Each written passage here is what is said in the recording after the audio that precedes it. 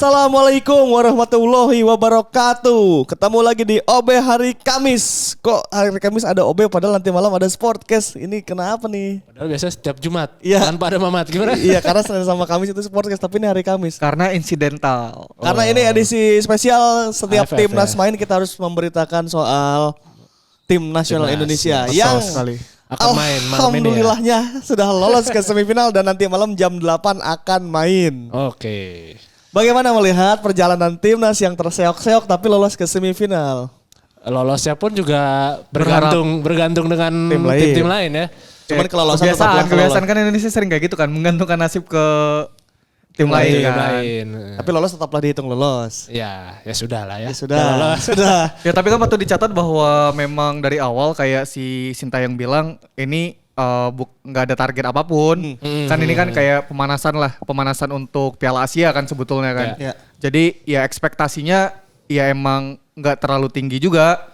Jadi kalau gue sih secara pribadi nganggapnya bahwa ini Sintayong lagi coba pemain-pemain mana yang kiranya siap lah untuk dibawa di Piala Asia.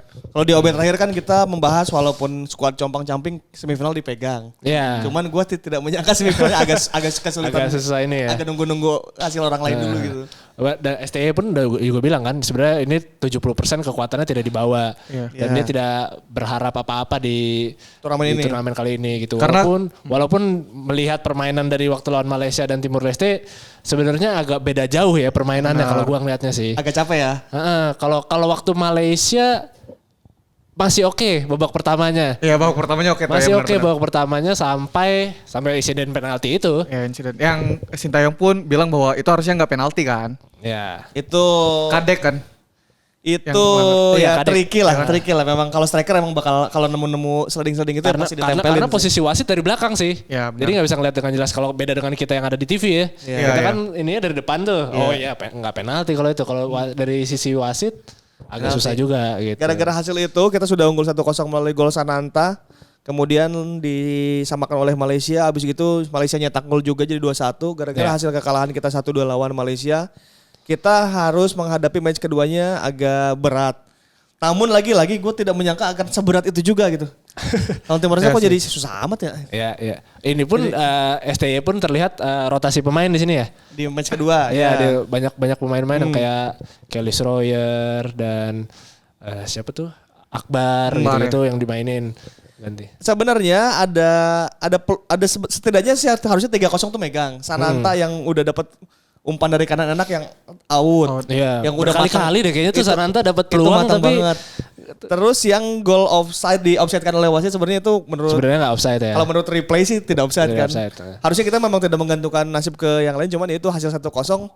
Beruntungnya Sintayong lagi-lagi beruntungnya bisa tetap ada di semifinal kakinya. Iya. Kalau nggak di semifinal, kebayang nggak? Tapi yang anehnya ini ya walaupun banyak yang bilang kan kayak AFF bukan ini resmi FIFA gitu. Tetap aja. Buat apa sih nggak usah dipikirin lah Piala Ciki apa gitu. Tapi kalaupun mainnya jelek tetap aja dihujat ya. Iya tetap aja kan. Tetap aja dihujat apa. Ya jangan dihujat juga pemainnya, maksudnya ini juga kan emang dapat susah gitu ya, tapi pemain. Mungkin kayak gini coach, mungkin gue ngelihatnya bahwa ini kan banyak pemain yang baru dicoba ya, di timnas kan. Mungkin ya para netizen inilah gue beranggapan bahwa mereka menaruh kayak lu kan udah dikasih kesempatan nih untuk main di timnas, masa sih kok lu mainnya malah kayak gitu malah kayak mungkin loyo atau apa. Itu kan faktor pada akhirnya pengalaman kan. Kenapa akhirnya Sananta sekarang sangat terlihat menonjol? Karena dia sudah turun di musim lalu di AFC Cup. AFF senior SEA Games dia sampai partai final dan dia mencetak gol juga. Di PSM Makassar dia melalui partai-partai genting setelah di Liga juaranya juga. Jadi secara pengalaman dan jam terbang Sananta memang sudah matang banget di turnamen ini, makanya dia sangat terlihat terkesan menggendong teman-temannya gitu. Ini juga keinget juga Sananta juga waktu awal-awal di timnas kan juga dirujak juga kan. Dia zaman waktu itu. Iya kan waktu awal-awal dia main kan ya, mungkin pemain-pemain ini juga adaptasi lah. Tapi dalam setahun terakhir ya Sananta itulah yang pengalamannya paling tinggi untuk di squad ini ya. Di squad ini harus mengandalkan Sananta.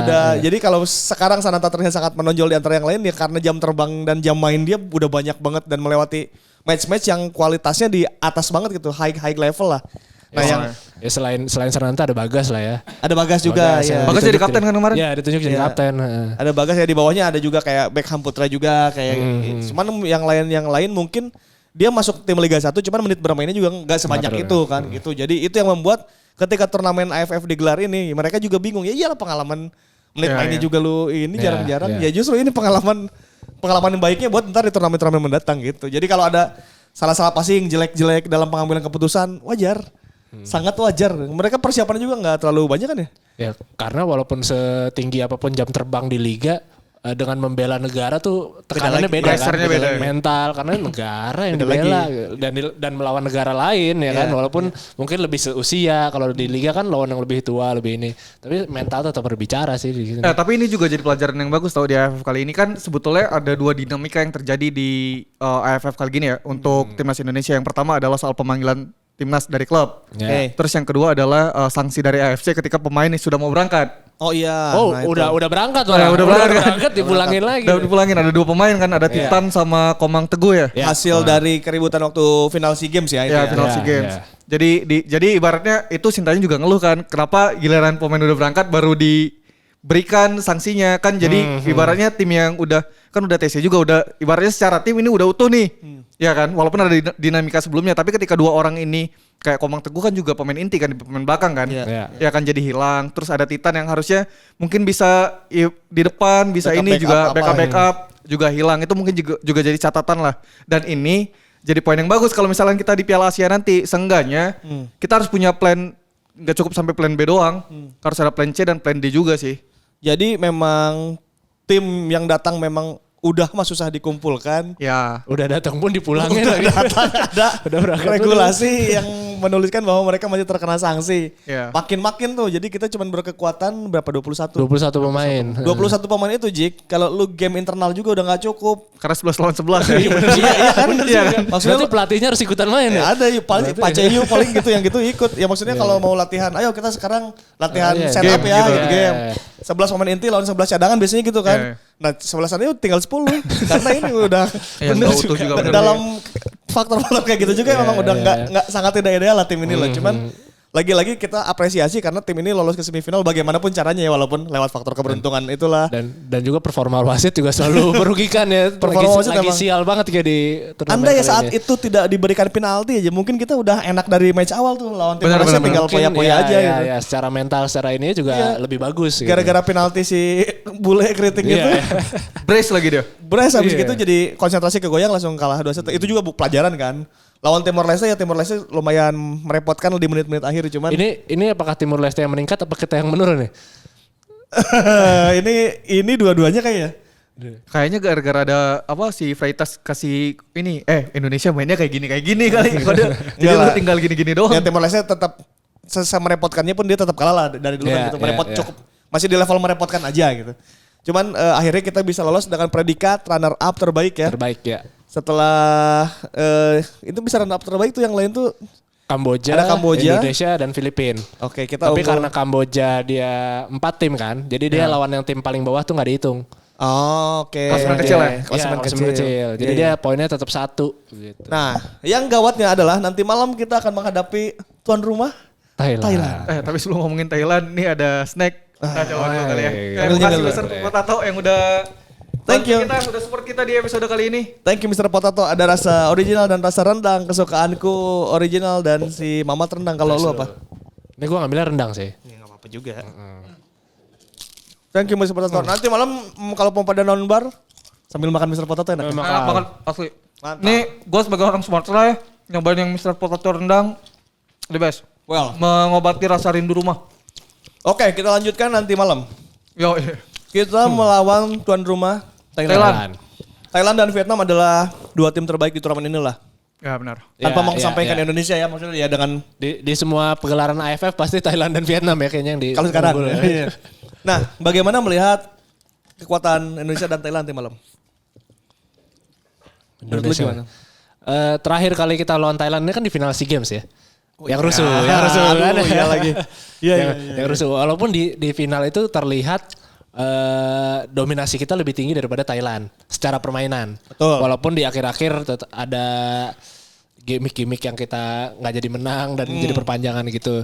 Dan diakhiri dengan keributan. Nah, apakah di skuadnya kan kurang lebih masih mirip-mirip walaupun pemain-pemain intinya berbeda ya. Ya. Yang kita nggak tahu adalah gimana skuad Thailand saat ini. Walaupun pelatih masih sama, mungkin pemain sebagian besar harusnya masih sama gitu. Dengan yang di final SEA Games kemarin. Dengan yang di final SEA Games kemarin gitu.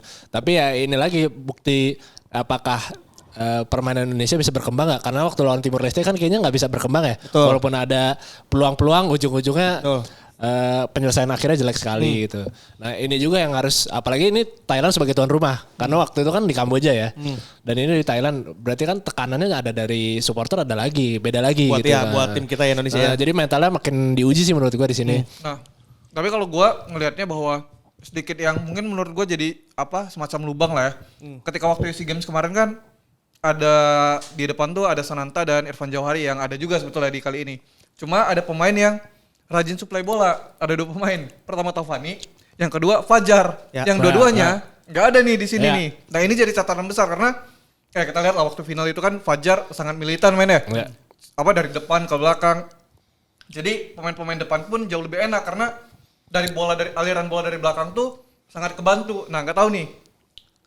Kalau kita ngelihat beberapa match ke belakang, mungkin bukan bermaksud mengecilkan pemain lain ya. Kita berharap bisa dengan Bagas Kava. Tapi apakah kalau misalkan pertandingan ini nambah waktunya, extra time apa segala macam, apakah Bagas tetap ibaratnya tampil dengan 100%? Kan belum tentu juga. Ya justru ini pembuktian untuk pemain-pemain seperti Beckham Putra Nugraha. Untuk Bagas tentunya mereka menunjukkan bahwa setelah dalam tanda kutip ya tim intinya tidak ikut di turnamen ini, ya ini waktunya mereka untuk menunjukkan bahwa mereka memang levelnya layak juga gitu. Toh mereka juga beberapa pemain yang ada di sini juga juara SEA Games yang pernah mengalahkan Thailand di match nanti malam kan gitu. Jadi secara pengalaman juga sudah pernah menghadapi itu. Cuman mungkin secara mentalitas ya gua rasa nanti malam si timnas Indonesia akan sedikit pragmatis nih mainnya nih. Sintayong akan sedikit defensif, nggak bakal nekat untuk bermain terbuka gitu. Kayaknya ya kalau melihat secara faktor kedalaman skuad, secara faktor tuan rumah dan sebagainya juga kayaknya bakal gitu deh. Menurut gue mereka akan lebih bertahan dulu sih ya. Melihat dulu mungkin Dewangga akan dipasang jadi 3 kali ya. Dewangga, Robi Darwis dan Ferrari akan lebih nahan karena gue melihat di tim yang kali ini tengahnya itu kan biasa mengandalkan Arkan Fikri dan Beckham. Tapi di mana kerjasamanya tuh kayaknya belum terlalu oke dan masih sering kehilangan bola tuh, makanya terlalu mengandalkan dari Bagas sama Frankie Misa.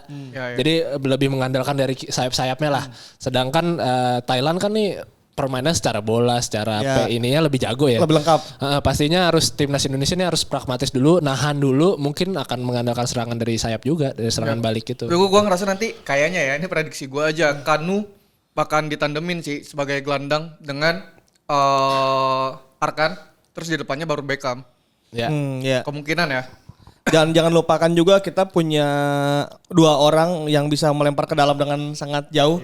Robi Darwis. Yang pertama ada Robi Darwis, yang kedua ada Dewangga juga bisa. Ingat Dewangga pernah asis ke Sananta di SEA Games final kemarin. Jadi kalau kita mempunyai lemparan-lemparan ke dalam mungkin itu akan senjata timnas Indonesia untuk lawan Thailand. Artinya bagaimanapun caranya, tidak harus melalui open play, Indonesia akan memaksimalkan semua cara termasuk lemparan-lemparan ke dalam itu. Juga catatan ya, ini mungkin juga jadi kayak si Thailand juga mungkin agak gregetan dengan Indonesia karena secara head to head untuk yang kelompok umur ini kan udah 2 kali kalah nih berarti di SEA Games dan AFF yang kita juara 2019 ya kan. Itu yang di Kamboja di Kamboja. PS Osvaldo Hai. Osvaldo Marinus Wanewar. Angkatan itu kan? Kan itu kan juara juga kan. Sani Rizky ya betul. Ya kan. Nah, yang 2022 kita nggak ikutan kan karena COVID. Karena COVID. Nah kan. Jadi secara track record kita oke nih. Kita bagus nih lawan Thailand. Bagus nih. Nah, cuma nggak tahu nih apakah Thailand kan juga bermain di depan publiknya sendiri ya. Iya. Bermain di depan publik dan mungkin masih ada mengusung misi balas dendam di final SEA Games kemarin masih punya pengen ngalahin kita ya. Cuman kalau secara catatan menurut kata si Ojik tadi bahwa kita lawan Thailand ini lagi bagus di kelompok usia, apalagi di U22 dan U23. Jadi itu ada sedikit harapan ya. Di tengah pesimisme dan kita dianggap underdog nanti di match semifinal nanti malam. Cuman ternyata dengan catatan bagus dan beberapa juga sudah mendapatkan medali emas di SEA Games sebelumnya. Setidaknya ada Hernando, ada Dewangga, ada Bagas, ada Beckham, ada Sananta. Jadi masih semoga DNA dapet emasnya tuh masih ada di pertandingan nanti malam gitu.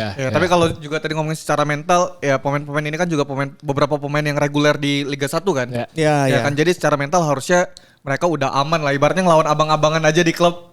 Bisa, apalagi ibaratnya ngelawan yang umurnya sama kayak gitu. Ya, terus ada komentar juga dari Sintayong. Ini kata Sintayong, 4 tim yang ada di semifinal yaitu Thailand, Indonesia, Malaysia, dan Vietnam saya pikir memang layak untuk lolos semifinal. Jadi saya berharap semifinal nanti akan menyajikan pertandingan yang bagus.